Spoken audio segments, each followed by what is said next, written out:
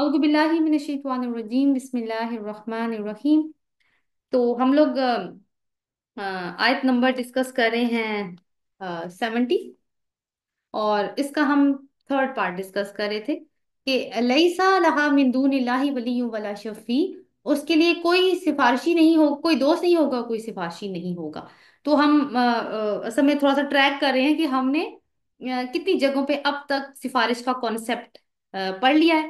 میں نے آپ کو بتایا کہ ایک تو آیت الکرسی میں ہم نے یہ بات پڑھی تھی، سیکنڈ ٹائم، تھرڈ ٹائم سورۃ انعام کی آیت نمبر 51 میں، اور اب ہم اس آیت میں بھی یہ بات پڑھ رہے ہیں۔ تو اس پر تھوڑی دیر کے لیے بات کر لیتے ہیں، ہلکا سا رک کے، کیونکہ مسئلہ اہم ہے۔ اہل مکہ کو یقین تھا کہ ان کے بنائے ہوئے بت اللہ کے ہاں ان کے سفارشی ہیں، وہ ان کی مناجات کو اللہ تک پہنچانے کا ذریعہ ہے، کیونکہ جیسے ان کے خیال میں جیسے دنیا کے بادشاہ ہوتے ہیں نا، وہ بڑے بزی ہوتے ہیں، ان تک رسائی ممکن نہیں ہوتی، تو ان کے جو درباری ہوتے ہیں یا منسٹرز ہوتے ہیں ان سے تعلقات استوار کیے جاتے ہیں۔ دس از دا سیم کانسیپٹ، اس کو اس طرح سمجھ سکتے ہیں ہم۔ تو وہ ان کے سفارشی ہیں، وہ اللہ تک ہماری تو ایکسیس ہو نہیں سکتی، تو وہ پہنچاتے ہیں۔ کیوں سفارش کرتے ہیں؟ دنیا کے معاملات میں بھی، اور یہ ہے کہ وہ سفارش کرتے ہیں، اور اگر کبھی، کیونکہ آخرت کا تو انکار کرتے تھے، لیکن کچھ لوگ یہ بھی کہتے تھے کہ چلیں آخرت ہونی ہے، تو ان کے خیال میں یہ تھا کہ اگر کبھی آخرت ہو بھی گئی تو ان کے یہ سفارشی ان کو وہاں پہ بھی بچائیں گے اور وہ بچ نکلیں گے۔ تو اسی طرح مسلمانوں کی ہاں بھی یہ عقیدہ پوری طرح رائج ہے، افسوسناک حد تک۔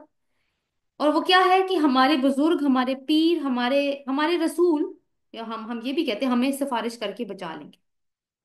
تو سفارش کی نا کچھ شرائط اور لمٹس ہیں، یہ ہوگی تو ضرور، نو ڈاؤٹ اباؤٹ اٹ، مگر کچھ شرائط کے ساتھ، اور ان کو سمجھنا بڑا ضروری ہے، ورنہ تو عقیدہ آخرت برباد ہو کے رہ سکتا ہے۔ دیکھیں کیسے برباد ہوگا کہ کوئی بھی گناہ کرو، کوئی ڈر نہیں، کیوں؟ تیرے محبوب کے امتی ہیں، بخشے بخشائیں، ہم تو کلمہ گو ہیں، ایسی باتیں کرتے ہیں، سنتے ہیں ہم، تو معافی مل جائے گی۔ تو شرائط بھی ہمیں قرآن سے ہی معلوم ہوتی ہیں کہ کیا شرائط ہیں اس شفاعت کی۔ نمبر ون، سفارش کرنے والا کون ہوگا؟ اس بات کا فیصلہ اللہ تعالیٰ کریں گے۔ ہم نے اٹھ کے نہیں سامنے چلے جانا کہ میں سفارش کر سکتی ہوں کسی کی، نو، اس چیز کی اجازت نہیں ہوگی۔ اللہ کے سامنے تو کسی کو بولنے کی بھی مجال نہیں ہے، اس دن نہیں ہوگی۔ اوکے، دوسری بات کہ سفارش کس کے حق میں کرنی ہے۔ ظاہر ہے اب ایک سفارش کرنے والا ہوگا تو کسی کے حق میں سفارش تو کرے گا نا، وہ کون ہوگا بندہ؟ اس بات کا فیصلہ بھی اللہ تعالیٰ کریں گے، ہمارے ہاتھ میں نہیں ہے۔ میں اٹھ کے کہہ دوں کہ مجھے اٹھ کے نا میری ایک وہ اسٹوڈنٹ کی سفارش، یا میرا اسٹوڈنٹ اٹھ کے کہے کہ ہمیں اپنی ٹیچر کی سفارش کرنی ہے اللہ تعالیٰ آپ کے ہاں، تو نہیں، ایسا کوئی چانس نہیں۔ پھر یہ ہے کہ سفارش کرنے والا، اب ظاہر ہے کہ کوئی دلائل، کوئی بات تو رکھے گا اللہ کے سامنے، بالکل ایسے ہی جیسے جج کے سامنے دنیا میں، دنیا کی عدالت میں وکیل جو ہے وہ اپنے جو کلائنٹ ہوتا ہے اس کے بہاف پہ کوئی آرگیومنٹ پیش کرتا ہے تو وہ آرگیومنٹ پیش کر رہا ہے، کرے گا اللہ کے سامنے۔ اب وہ آرگیومنٹ کیسے ہوں گے؟ صرف حق بات کر سکے گا، اس کے علاوہ کوئی بات نہیں کر سکتا۔ کیوں؟ یعلم ما بین ایدیہم وما خلفہم، وہ تو جانتا ہے جو کچھ ان کے پیچھے ہے، وہ جانتا ہے جو کچھ ان کے آگے، غلط بات تو کوئی کر نہیں سکے گا۔ تو سفارش کی کوئی لوٹ سیل نہیں ہے، یہ چیز ہمیں انڈرسٹینڈ کرنی پڑے گی۔ اور تیسری چیز جو آگے آئی ہے، دیکھیے اگلے حصے میں، وَإِن تَعْدِلْ كُلَّ عَدْلٍ لَا يُؤْخَذْ مِنْهَا، اور اگر وہ بدلے میں ہر طرح کا بدلہ دینا چاہے تو وہ اسے قبول نہیں کیا جائے گا۔ بدلے کا مطلب کیا ہے؟ کوئی کمپنسیشن دینا چاہے گا، کوئی فائن دینا چاہے گا، فدیہ، جرمانہ، یا پیسے دے کر چھوٹ جانے والا بھی کوئی کانسیپٹ یوم آخرت میں اللہ کی عدالت میں نہیں ہے۔ پیسے والے دنیا میں تو جرائم کرنے سے باز نہیں آتے اور رشوت دے کے بچ جاتے ہیں، تو وہاں پہ کوئی چانس نہیں ہے۔ تو اہل مکہ کی بات ان کو تو بتا ہی دی گئی، یہ بات مجھے اور آپ کو بھی بتا دیا گیا ہے کہ اللہ کے سوا کوئی بھی مددگار اس دن نہیں ہوگا جس دن واقعی مدد کی ضرورت ہوگی۔ تمہیں سفارش بھی اگر وہاں پہ چاہیے نا، تو بھی اللہ کی مدد چاہیے۔ تو دوست والا آپ دیکھیں کہ کانسیپٹ نکل گیا، ولی شفیع بھی نکل گیا، سفارش والا بھی ایلیمنٹ ایلیمنیٹ ہو گیا، اور فدیے والا بھی ہو گیا، تینوں ہو گئے ختم۔ اب دیکھیں البقرہ میں یہ بات اللہ تعالیٰ نے دو دفعہ بتائی ہے، ایک دفعہ آیت نمبر 48 میں اور ایک دفعہ 123 میں۔ ہلکا سا ترتیب میں فرق ہے، ورنہ کوئی فرق نہیں ہے، نوٹ کیجئے، ہم پڑھ چکے ہیں بنی اسرائیل سے خطاب میں، وَاتَّقُوا يَوْمًا لَا تَجْزِي نَفْسٌ عَن نَفْسٍ شَيْئًا، اور اللہ سے ڈرو اس دن جس دن کوئی جان کسی جان کے کام نہیں آئے گی، ولا يقبل منها شفاعة، اور کوئی سفارش قبول نہیں کی جائے گی، ولا يؤخذ منها عدل، اور کوئی فدیہ قبول یا جرمانہ قبول نہیں کیا جائے گا، ولا هم ينصرون، اور وہ مدد نہیں کیے جائیں گے۔ آیت نمبر 123 کیا تھی؟ وَاتَّقُوا يَوْمًا لَا تَجْزِي نَفْسٌ عَن نَفْسٍ، ڈرو اس دن سے جس دن کوئی جان کسی جان کے کام نہیں آئے گی۔ शैयन कुछ भी। वला युकबलु मिनहा अदलुन, और ना ही उनसे कोई फिदिया कबूल किया जाएगा। वला तनफउहा शफा, और ना ही उनसे कोई सिफारिश का फायदा देगी उनको। वला हम युनसरून, और ना ही वो मदद किए जाएंगे। तो आप देखें कि सिर्फ तरतीब में फर्क है, बात एक ही हो रही है। तो जब सारे बचने के ऑप्शन खत्म हो गए इंसान के, तो अब पीछे क्या रह गया? गिरफ्तारी और सजा। और वही बताया जा रहा है आगे, आप देखिए अगले हिस्से में। उलाई का लजीना, यही वो लोग हैं जो उबसिलू बिमा का सबू, जो हलाक कर दिए गए बवजह इसके कि जो उन्होंने कमाई की। लहुम शराबुन, शराबुम मिन हमीम, उनके लिए पीना है खौलते हुए पानी से। हमीम को अंडरलाइन कीजिए। वादाबुन अलीम, और दर्दनाक अजाब। क्यों? बिमा कानू यकफुरून, बवजह इसके कि जो कुफर किया करते। सो वजह क्या हुई? उनके अमाल। यहां तक पहुंचने कैसे पहुंचे? अपने अमाल। कौन से? ये डिटेल पूरी हमने पढ़ी है। दीन को खेल तमाशा बनाया, दुनिया की जिंदगी को सब कुछ समझा, आखिरत के लिए कोई तैयारी ना की, कुफर किया। तो सजा क्या मिली अब? खौलता हुआ पानी, दर्दनाक अजाब। वहां जहन्नुम के कैद खाने में उतरते ही पहली मेहमान नवाजी हमीम के साथ होनी है, यानी खौलता हुआ पानी। सूर्य वाकिया में क्या अल्लाह ताला ने फरमाया? फी हम समूम व हमीम, कि वो गर्म हवाओं में यानी लू में, और हमीम में होंगे, उनके साथ होंगे। वहां पे ये बात हुई है बाएं हाथ वालों के लिए सूर्य वाकिया में। और एक और जगह, यतूफूना बैना हा व बैना हमीम आन, वो गर्दिश करेंगे इसके और हमीम के दरमियान। हमीम का मतलब एक तो खोलता हुआ पानी है ना, यानी बहुत ही गर्म, तपता हुआ। एक इसका मतलब होता है रिश्ता या दोस्त, रिश्तेदारी या दोस्ती, वो भी हमीम के माना में आता है। तो आप देखें कि रिश्तेदारी में भी तो एक वार्मथ, एक गर्मी होती है ना। तो दुनिया में इन लोगों की वार्मथ किसके साथ थी? किसके साथ इनका खूबसूरत रिलेशनशिप था? दोस्ती किसके साथ थी? दुनिया के साथ, खेल और तमाशे के साथ। अ, कोई इनको नसीहत की जाती थी, वो तो उन्होंने कबूल नहीं की। तो अब आखिर में और दोस्त और सिफारशी और वो वाले एलिमेंट्स तो निकल गए बाहर, पीछे क्या बचा? कौन सा हमीम बचा? खोलता हुआ पानी। तो उसी से खातिर तवाज़ु हो रही है। और साथ में ये है कि दर्दनाक अजाब है। तो इनका कुफर क्या था? अल्लाह ताला ने कहा बिमा कानू यकफुरून, क्या था कुफर इनका? इनकार। किससे? दीन से इनकार। 71 देखते हैं। कुल, कह दीजिए, अनदउ मिन दूनिल्लाह, क्या मैं अल्लाह के सिवा किसी और को पुकारूं? मा ला यनफाउना वला यदुरुना व नरद्दु अला अकाबिना बादा इद हदाना अल्लाह। कह दीजिए कि क्या हम अल्लाह के सिवा किसी और को पुकारें, उनको, उसको जो कोई नफा नहीं दे सकता। माँ को भी इंटरलाइन कर ले। उसको जो कोई नफा नहीं दे सकता और ना ही कोई नुकसान दे सकता है। अगर हमने ऐसा किया तो फिर तो हम अपनी एड़ियों के बल फेर दिए जाएंगे, उसके बाद कि अल्लाह ने हमें हदायत दी। हदान अल्लाह, यहाँ पे हम फर्स्ट पोर्शन होगा यहाँ इस आयत का। सेकंड पोर्शन होगा कल्लजिस्तहवतहु शयातीनु फिल अर्दि हैरान, इस शख्स की तरह जिसे शैतानों ने जमीन में बहका कर हैरान कर दिया है। लहू अस्हाबु यदऊनहु इलल हुदा तिना, उसके लिए कुछ साथी हैं जो उसको पुकारते हैं कि हदायत की तरफ आ जाओ हमारे पास। ये अगला पोर्शन है इसका। कुल, कह दीजिए, इन्ना हुदल्लाहु हुवल हुदा, हदायत तो वही है जो अल्लाह की तरफ से है। व उमिरना, और हुक्म दिए गए हैं हम, लिनुस्लिमा लिरब्बिल आलमीन, कि हम तो रब्बुल आलमीन के फर्मा बरदार हो जाए। ये जो आखिरी अल्फाज है ना, वह उमेर ना से ले रब्बिल आलमीन, इनको अंडरलाइन कर लीजिए, इनका लिंक क्योंकि अगले आयत के साथ बनेगा। तो पहला हिस्सा ये है कि क्या हम अल्लाह को छोड़कर उनको पुकारें जो को ना कोई नफा दे सकते हैं ना नुकसान दे सकते हैं। अगर हमने ऐसा किया तब तो हम अल्लाह की हदायत पाने के बाद अपनी एड़ियों के बल फिर जाएंगे। और फिर हमारी मिसाल कैसी होगी? वो मिसाल फिर अगले हिस्से में आएगी। तो पहले हम इसको देख लेते हैं कि अल्लाह की तरफ से हदायत आ जाने के बाद अब कोई उज़र बाकी नहीं रहता। अब ये अहले ईमान और रसूल सल्लम यानी सबकी जुबान से ऐलान कराया कि ये लोग जो एड़ी चोटी का जोर लगा रहे हैं कि तुम्हें इस गुमराही में फंसा दें जिससे अल्लाह ने तुम्हें निकाला है, तो तुम इनको साफ साफ सुना दो कि क्या तुम ये चाहते हो कि हम अल्लाह के सिवा ऐसी चीजों को पुकारें जो ना हमें नफा दे सकती हैं, और अगर ना पुकारें तो हमें कोई नुकसान नहीं दे सकती। तो तुम तो यही कुछ कर रहे हो ना, तुम चाहते हो हम भी यही कुछ करना शुरू कर दें। इस तरह तो हम उल्टे पांव फिर उसी गुमराही में जा गिरेंगे जिससे अल्लाह ने हमें निकलने की तौफीक दी है। आकाबिना का लफ्ज देखिए, व नुरद्दु अला आकाबिना। अकाबिना आइन काफ बा अकब से है। इसका एक मानना तो पाँव की एड़ी होता है। दूसरा माना इसका यह है कि जब कोई हाजत और जरूरत पूरी किए बगैर वापस लौट आए, यानी वो कामयाब ना हो।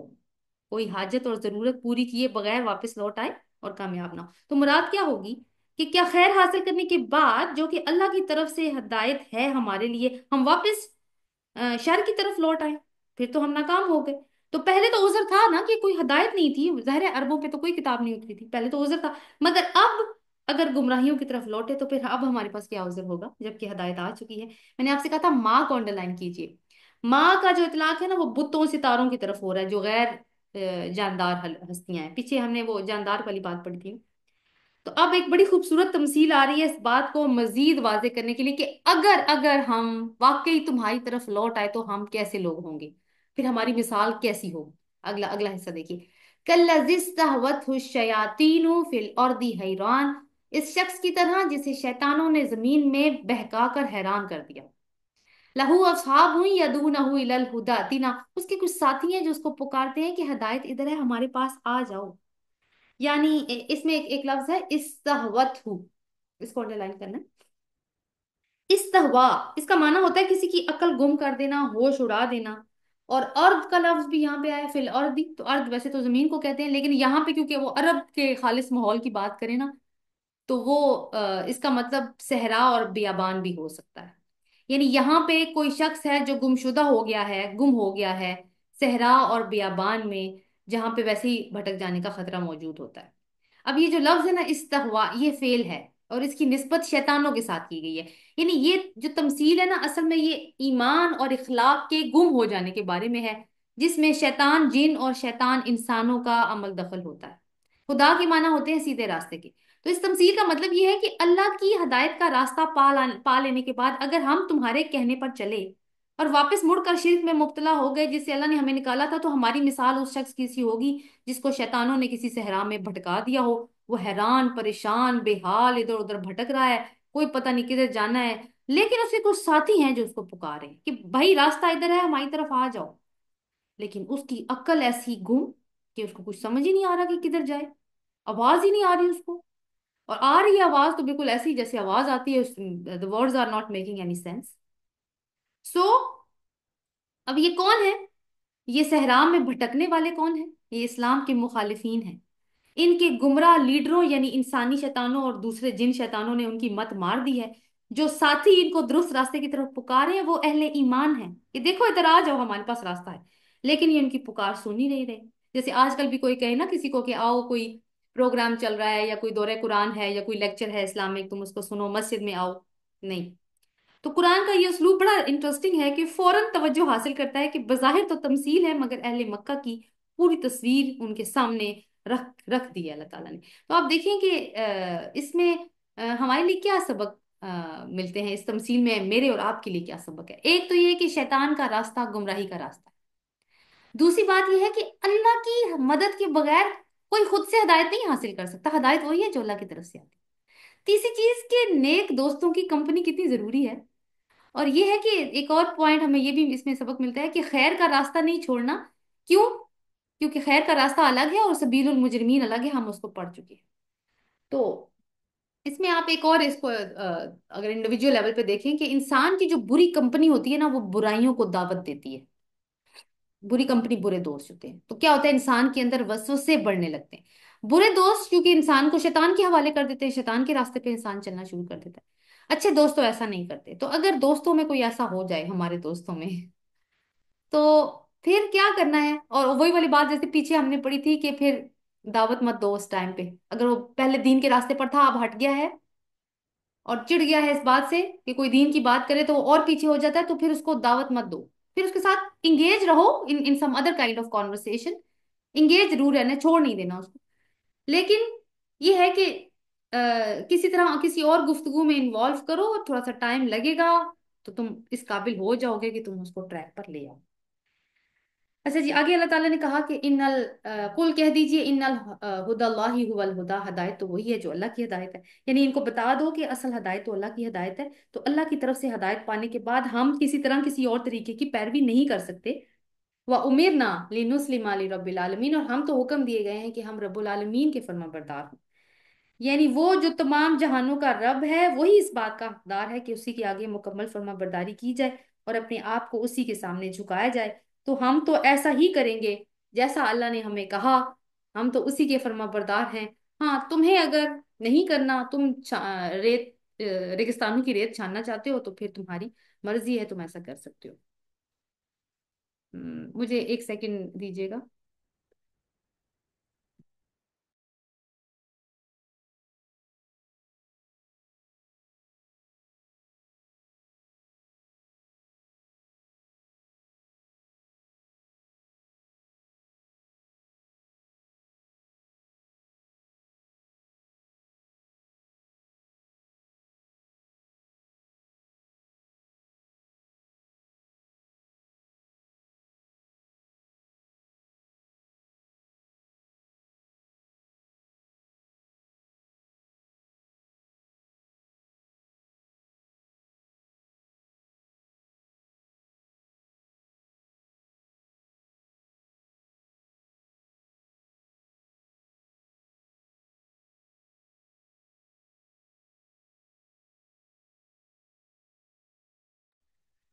औज़ुबिल्लाहि मिनश शैतानिर रजीम, बिस्मिल्लाहिर रहमानिर रहीम। Sorry for interruption. जी आगे चलते हैं। तो अगली आयत है हमारी आयत नंबर 72। व अन अकीमुस्सलात, मैंने आपसे कहा था वो पीछे वाली जो उमिरना लिनुस्लिमा लिरब्बिल आलमीन, उसको हमने कनेक्ट करना है अगली आयत के साथ। व अन अकीमुस्सलात, और ये कि नमाज कायम करो, वत्तकू, और उसका तकवा इख्तियार करो, वहु वल्लजी, और वही है, इलैहि, जिसकी तरफ तुशरून, तुम इकट्ठे किए जाओगे। यानी तुम नमाज कायम करो, अल्लाह का तकवा इख्तियार करो, और उसी की तरफ तुम इकट्ठे किए जाओगे। तो पिछली आयत के आखिरी हिस्से में व उमिरना लिनुस्लिमा लिरब्बिल आलमीन की अमली तफसीर है ये वाली आयत। इसमें तीन अहम नुकात हैं। क्या? नमाज कायम करना, तकवा करना और आखिरत का ख्याल रखना। यानी बात अब डायरेक्ट अंदाज में की जा रही है, जिससे किन से? जो सर तस्लीम खम करते हैं रब्बुल आलमीन के सामने। तो नमाज क्यों कायम करें? पहला पॉइंट, अल्लाह से ताल्लुक को मजबूत करने के लिए नमाज इसलिए होती है ना, कि जिन हालात से आप रसूल अल्लाह सल्लल्लाहु अलैहि वसल्लम और मुसलमान गुजर रहे हैं, जहां इनकी दावत और तबलीग का मजाक उड़ाया जा रहा है, तो ऐसी सूरत में सुकून और करार सिर्फ अल्लाह की बारगाह में मिल सकता है, और आगे बढ़ने के लिए एक नई एनर्जी और अज़म भी, और उसकी जरूरत रहती है। और मदद सिर्फ हाकिम आला अल्लाह ही की तरफ से हो सकती है। तकवा की बात आई, तकवा का क्या मतलब है? Cautious behaviour, right attitude. हर वक्त तुम्हें इस बात का ख्याल रहे कि तुम्हारा रब तुम्हें देखता है, चाहे तुम नमाज कायम करो या दीन की तबलीग का कोई काम करो। और फिर ये कि तकवा होगा तो ही जिंदगी को फिर हम सीरियसली लेंगे। और दुनिया की, वरना क्या होगा, दुनिया की जीनत में इंसान खो के रह जाएगा और अपने दीन को दर्जा एहसान पर फिर नहीं लेगा। तीसरी चीज है जी, व इलैहि तुशरून, कि तुम्हें तो अपने रब के इस आगे इकट्ठे होना है। यानी आखिरत की अकाउंटेबिलिटी का एहसास इंसान के अंदर हो। अकीदा आखिरत हर नेक अमल की रूह है। ये नहीं होगा तो फिर वही कुछ होगा जो आयत नंबर 70 में हमने पढ़ा। क्या? कि दीन को खेल और तमाशा बना देना, दुनिया की जिंदगी धोखे में डाल, दुनिया की जिंदगी के पीछे भागना। इसलिए इस बात की जरूरत है कि उसी के सामने सरे तस्लीम खाम करो। ये तरतीब जो आई है ना, इन तीनों जो जो क्वालिटीज हैं, इनको जरा उल्टा करके देखिए। पहली क्या तरतीब है? असल तरतीब क्या है? नमाज कायम करना, तकवा करना और आखिरत की अकाउंटेबिलिटी, यही है ना। अब हम आखिरत की अकाउंटेबिलिटी टू तकवा टू नमाज कायम करना ऐसे जाएंगे। तो क्या है इसका मतलब? होगा कि अल्लाह के सामने नमाज का हाजिरी का डर, अकाउंटेबिलिटी, अल्लाह के सामने हाजिरी का डर होगा तो क्या होगा? तो इंसान राइट एटीट्यूड इख्तियार करेगा ना, यानी कि तकवा। और तकवा होगा तो अल्लाह के साथ ताल्लुक की जरूरत पड़ेगी, और वह जरूरत कैसे पूरी होगी? नमाज में। तो जब ये तीनों तकाजे पूरे हो गए, व उमिरना लिनुस्लिम अली रब्बिल आलमीन, तो हम तो हुक्म दिए गए हैं कि हम अपने रब्बुल आलमीन के आगे फर्मा बरदार हो जाएं। इस लेसन की लास्ट सूरा आया 73, वहुवल्लज़ी खलक़स समावाति वल अर्द बिल हक़, और वही है जिसने आसमानों और जमीन को हक के साथ पैदा किया। बिल हक को अंडरलाइन कीजिए। एक हिस्सा आयत का ये होगा, व यौम यकूल कुन फयकून, जिस दिन वो कहेगा हो जा तो वो हो जाएगा। वो कहेगा कौलुहुल हक, उसकी बात सच्ची है। नेक्स्ट पार्ट, उससे अगला, वलहुल मुल्कु यौमा युनफखु फिस्सूर, और बादशाहत उस दिन उसी की होगी जिस दिन सूर में फूंक मारी जाएगी। आलिमुल गैबि व शहादा, جو غیب کا بھی جاننے والا ہے اور حاضر کا بھی، وہو الحکیم الخبیر، اور وہ بہت حکمت والا ہے اور خوب خبر رکھنے والا ہے۔ ایسا لگ رہا ہے نا اس آیت کو پڑھ کے کہ جس مضمون کا ہم نے آغاز کیا تھا اب وہ اپنے اختتام کی طرف جا رہا ہے۔ پہلی بات کہ جس اللہ کے سامنے سرنگوں ہونے کا حکم دیا گیا ہے، اور کیوں سرنگوں ہونا ہے یہ آیت بہت جامع انداز میں ہمیں بتاتی ہے، کہ وہی ہے جس نے آسمانوں اور زمین کو حق کے ساتھ تخلیق کیا ہے۔ یہ حق کے ساتھ تخلیق کرنے کا کیا مطلب ہوتا ہے، اس کو ہم دیکھیں گے۔ اس میں نا 3 میننگز آئیں گے۔ نمبر 1، یعنی 3 مطلب ہیں اس کے حق کے ساتھ پیدا کرنے میں، حق کے ساتھ تخلیق کے 3 معنی۔ ایک مطلب تو اس کا یہ ہے کہ یہ ایک مقصد کے تحت پیدا کی گئی ہے، یعنی زمین اور آسمانوں کی تخلیق کوئی کھیل کے طور پر نہیں ہوئی کہ کسی بچے نے کھلونا لیا اور محض دل بہلایا اس سے، چند دن کھیلا اسے پھینک دیا، دل بھرا تو پھینک دیا، نہیں، یہ ایسا نہیں ہے۔ یہ بات لوگ کرتے ہیں کہ اللہ تعالیٰ نے تو یہ کھیل بنائی ہوئی ہے، یہ دنیا کھیل بنائی ہوئی ہے، یہ باتیں ہمارے ہاں تو میں نے تو سنی ہے یہ باتیں۔ دیکھیں ہر دور میں اس طرح کی سوچ ہو سکتی ہے۔ اس کا جواب ہے یہاں پہ کہ یہ انتہائی سنجیدہ کام ہے جو حکمت کی بنیاد پر کیا گیا ہے، اور اس کا مقصد بہت عظیم ہے۔ اس پورے کام کے 2 ادوار ہیں، ایک دنیا کا دور ہے اور ایک آخرت کا دور ہے، جیسے اوپر بات گزری۔ ایک دور گزر جانے کے بعد یہ لازم ہے کہ اس کائنات کا خالق اس دور میں ہوئے ہوئے سارے کام کا حساب لے جو اس دور میں انجام پایا، یعنی اس دنیا کے دور میں، اور پھر اس دور کے نتائج پر دوسرے دور کی بنیاد رکھی۔ دوسرا دور کون سا؟ آخرت کا دور، یعنی جزا اور سزا۔ I hope I am clear.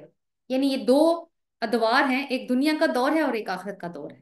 تو اللہ تعالیٰ نے اس دنیا کے دور میں کچھ انسٹرکشن دے کے بھیجا ہے، ان انسٹرکشنز کو اللہ تعالیٰ اسیس کریں گے، اور جو ہمارا رزلٹ نکلے گا 40%، 30%، 80%، واٹ ایور، اللہ تعالیٰ ہمیں کامیاب کامیاب لوگوں میں شامل کرے، تو اس کی بنیاد پہ پھر دوسرے دور کا آغاز ہوگا۔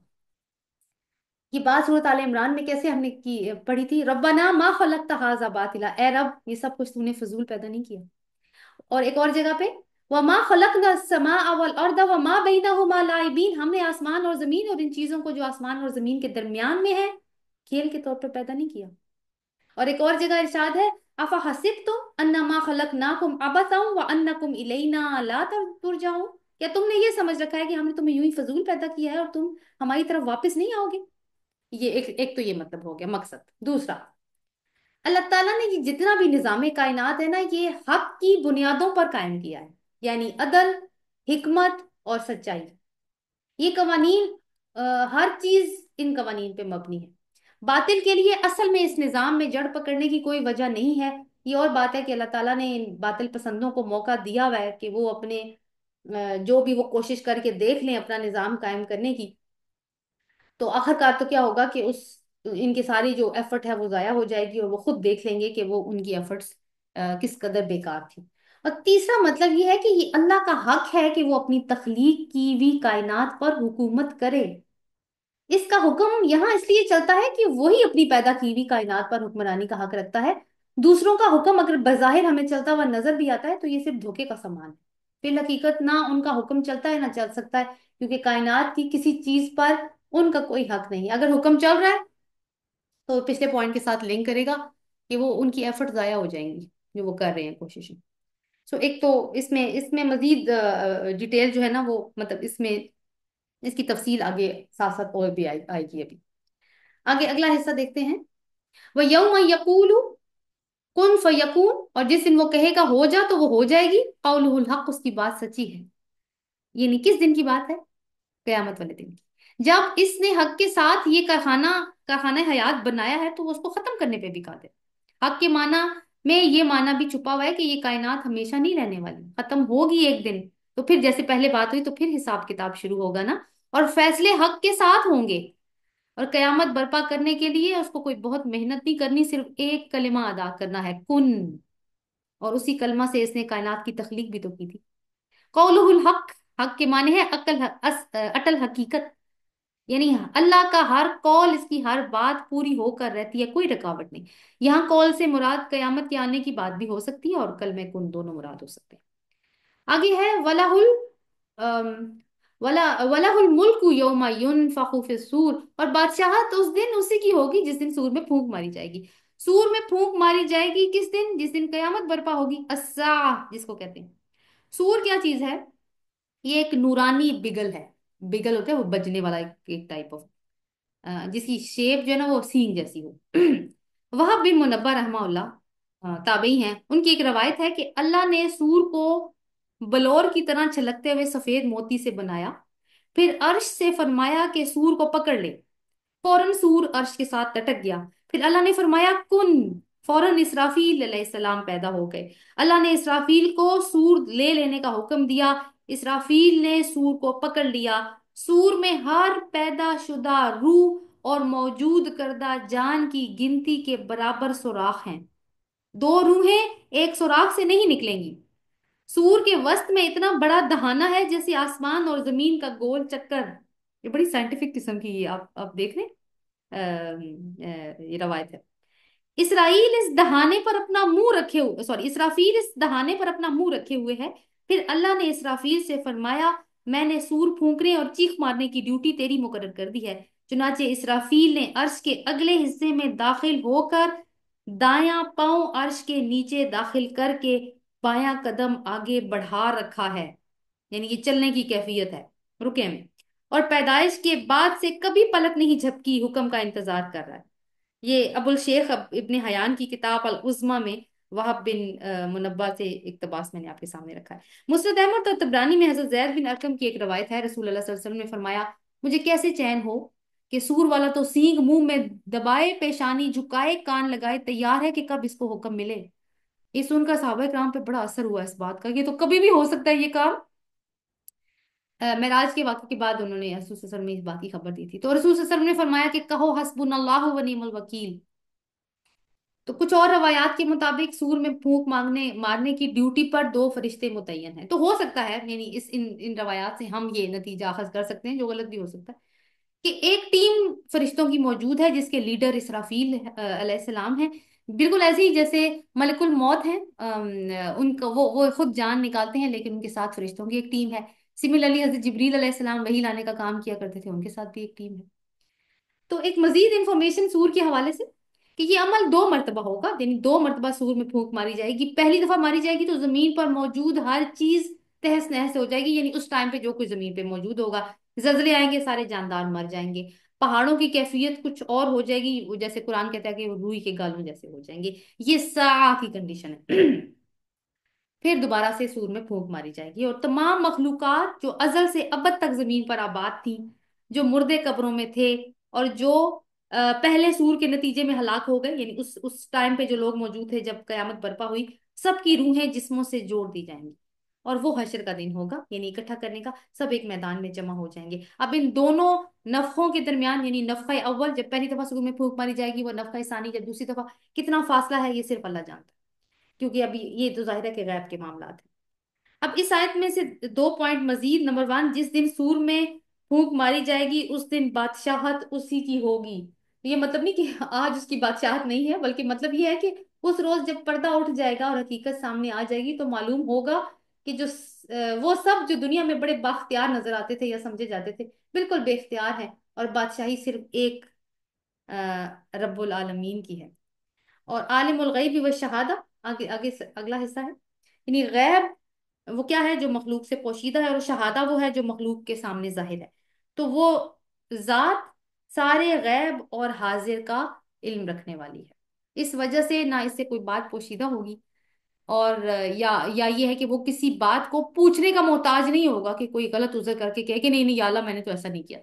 ऐसा नहीं हो सकता। वहुवल हकीमुल खबीर, और वो बहुत हिकमत वाला है, खूब खबर रखने वाला है। यानी इसका लाजमी नतीजा क्या निकलता है कि उसके फैसले अदल, हिकमत, इल्म और खबर पर मबनी हैं और आगे भी होंगे। ना वो बातिल को हक और हक को बातिल बनाएगा, ना ला इल्मी और बेखबरी के सबब कोई गलत फैसला करेगा। तो जैसे आज के स्टार्ट में बात गुजरी कि इसी की तरफ लौट कर जाना है और उसी के सामने हमें सरनिगूं होना है, तो उसी की रहमत हमें चाहिए।